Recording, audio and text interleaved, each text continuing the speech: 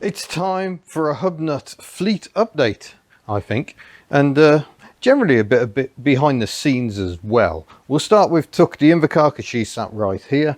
I've got a throttle cable. I realised this morning I've left it at home. It's a universal type one which will use the same cable sheath, so hopefully that sheath is okay and we can get Tuck the Invercar up and running again. Foxanne is conveniently here. Life is dictating that Foxanne cannot be a priority at the moment. I would love to get her back on the road. I got her out the unit yesterday just for a razz about the farm. I like to keep everything okay there. Checked for wasps' nests, there now aren't any. I did use brake cleaner on the wasp's nest. I completely failed to notice last time I got her out, but I think it had already been rejected at that stage. So maybe the wasp didn't enjoy the drive around the field. Maybe it's because I moved the car. I don't know. No wasps. Good times. New alt sit is sitting behind, and again that's likely to be a bit of a slow burner. Hopefully not as slow as the other two up the back, which are still here and won't be going anywhere for the foreseeable. But yeah, I do want to crack on with that. But yeah, we'll get to what's going on in life in a moment. Giselle the GSA served us very well when we went up to Walton Park and stayed on a bus and all that. That was her first big outing in a very long time. Well, that combined with going over to Chevronics, that was all the same week. So she saw a lot of miles, a good few hundred miles that week, and she performed very well.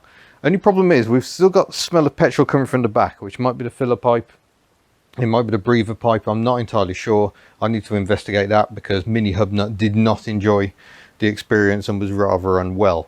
So I'm amazed how well the kids have done, because the GSA, they're so floaty. They have a reputation of making children travel sick. So does the C5, but they've been fine in the C5, and apart from that one weekend, they've been fine in Giselle as well.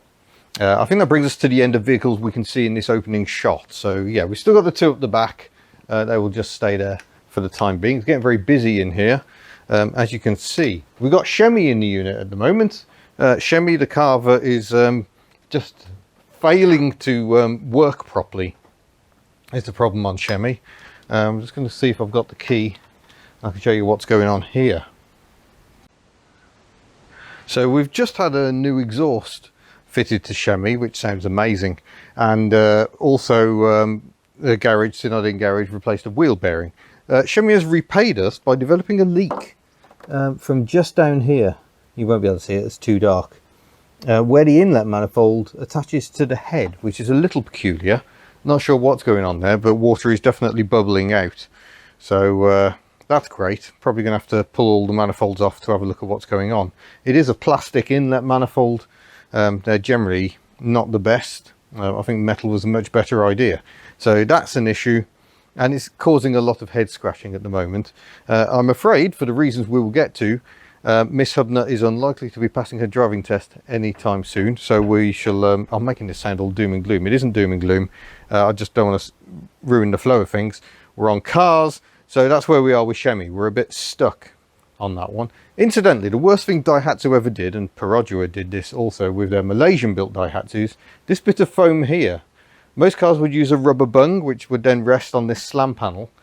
These cars use foam, which rests here, holds moisture against the slam panel, and the slam panel rots out as a result. That is a terrible bit of design. So no points Daihatsu there. On to other vehicles. The PT Cruiser is still here. There will be a video coming on that. That's not my car, that's a loan car. Trying to get that to its new owner, so that one can vanish.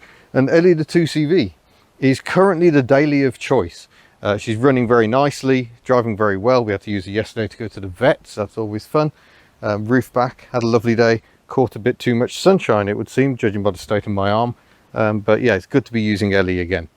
I mean, Ellie is becoming a problem because for 4 of us and our stuff and 2 dogs, that car is not big enough.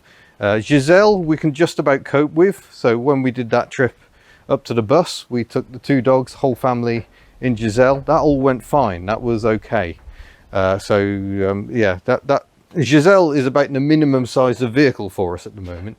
Deceptively large is Giselle, because the boot is enormous. In typical sort of Citroen fashion, like a DS almost, the boot floor seems implausibly low. when the car is sunk down, but you can get so much stuff in here. So, you know, in an emergency, we can put stuff on the parcel shelf, but I don't think we had to on that trip. I will say the parcel shelf itself is rubbish. It's this two-part design.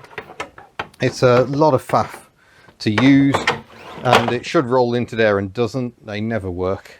Appalling bit of design. You think the suspension on this car is so very, very clever, and it's got a really good air-cooled engine as well. But clearly they ran out of any development money when it came to fitting a parcel shelf. Just a conventional one that lifts up with a tailgate would make life so much easier. I mean, I suppose, you know, Citroën didn't actually have that much experience of building hatchbacks. Before this, they had built the Diane and the LN, LNA, which was just a Peugeot, so that wasn't Citroën's doing. They had designed the Visa, and I think the Visas have a more conventional parcel shelf. I think you may still have to use it yourself, lift it yourself rather. And then of course there's the Alt-Sit, which is a 1970s design. So how does the parcel shelf work on this? Yeah, it just sits there. That's really helpful. I'll also note on this car the tailgate struts are entirely shot. I wonder if they're any better on the other one. Maybe that could be some of the first items to transfer from car to car. But yeah, we need to get on with the life changes.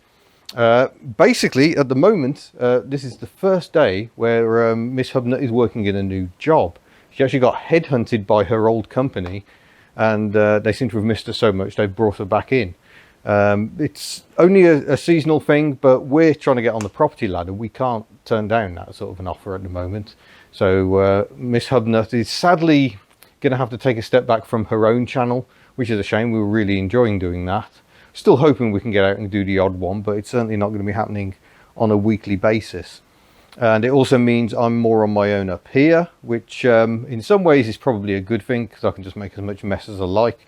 But in other ways, she's going to absolutely kill me if I make too much mess. So there's a balance to be achieved here.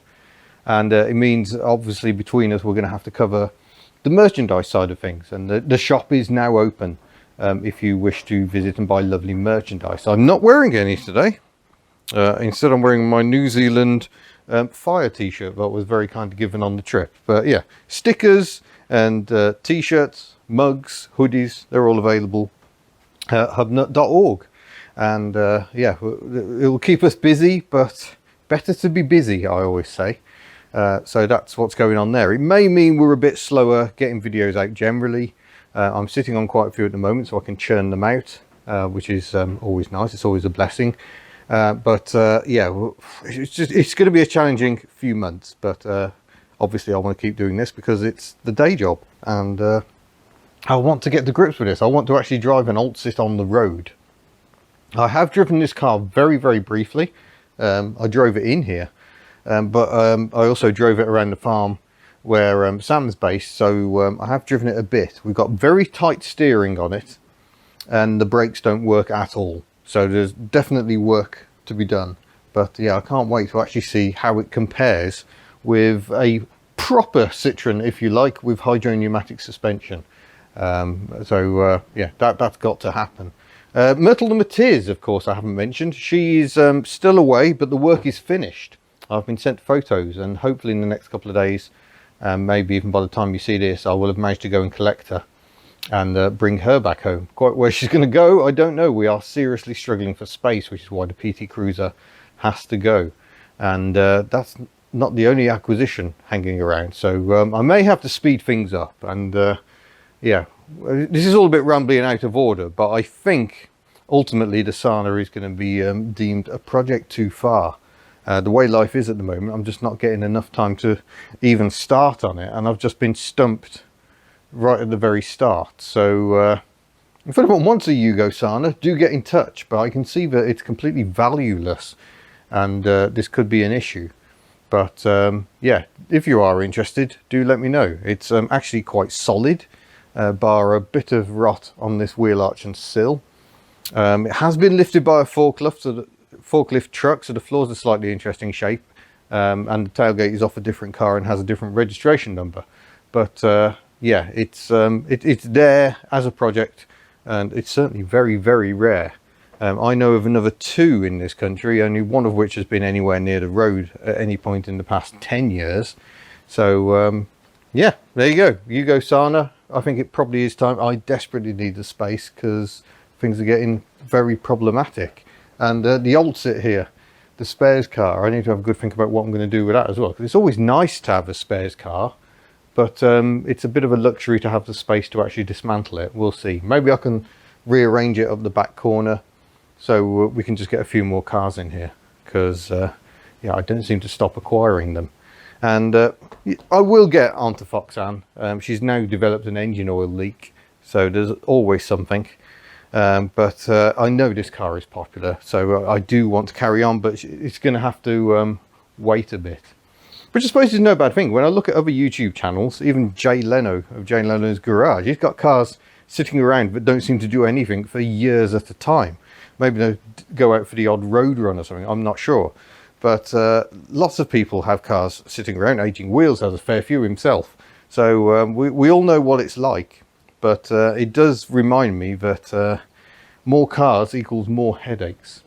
Another car I haven't mentioned, of course, is the C5. I'm doing a really good job of this. This is why people script stuff, I think, and I'm afraid I don't do that. The C5, the clutch is definitely on its last legs, and it's starting to slip a bit, which is causing me a bit of concern. I had hoped to do a bit more filming when we went away in it, but yeah, we were trying to actually have some time off despite recording loads of videos, so that didn't happen. But it's a superb bus, the C5. It's working really well as a family car, but the clutch is definitely getting very last legs. I'm right at the top of the pedal on the bite, and it's a hydraulic clutch, so it's not like it's out of adjustment. You can force it to slip if you're heavy-footed, which I was at one point, which really did scare me. I was just like, oh, okay, it's the first time I've had a slipping clutch in a very long time in a car. So how long is the clutch going to last? How long is a piece of string? I'm trying to be gentle with it, which is really difficult when you're in the south of England and having to make quick starts on roundabouts, and trying to avoid hill starts, and hoping we can eke a few more miles out of it. But yeah, this problem about trying to get on the property ladder means I can't really justify chucking 750 quid at that car at the moment, and it needs more. It needs the rear brakes, really. There's a very bad judder, which I think is the rear discs, and yeah, there's a few other things that car needs as well. So a bit stuffed at the moment, and could really do without the expense of the Matiz. I can tell you now the work on that is going to cost about £600, which is about what I estimated, so that's good. And there's this other acquisition coming onto the fleet. So yeah, things I committed to before we decided to go and look at a house. And you can't hang about in the property market because houses are disappearing fast around here. House prices have gone up in this area 15% over the past year. So I know lockdown sort of held prices back a bit, but it's frightening how quickly properties are selling. So that's where we are, really. I am suffering a bit of life getting in the way. So you'll probably see the content is more road tests and tinkering, but such is life. It's always been the way on HubNut that things fluctuate. Obviously when I was doing the New Zealand, Australia, that was all road tests really, and a bit of travel vlog. Yeah, we'll keep the videos coming. It's great to see your feedback. Hello if you're relatively new to the channel. We seem to have a fairly recent influx of subscribers, so thank you very much for hitting that button. It is free, it costs you nothing, but it just gives the people whose videos you're watching a nice warm, sort of glowy sort of a feeling, so thank you very much. But I'm going to wrap this ramble up now. I need to have a cup of tea and work out what I'm going to do today, because apparently it isn't going to be fixing the Invacar. But there's loads of little jobs that need sorting out. So far this week I've done Ellie's gear linkage, one of her mirrors came a bit loose, window catch was rattling, so I'm just trying to catch up on the small jobs that you lose sight of that I probably haven't even written on the clipboards, but I now have. So yeah, thank you for watching, thank you for your continued support, it does mean so much to us, and look forward to seeing you in a future video, hopefully with some tinkering, who knows. Farewell.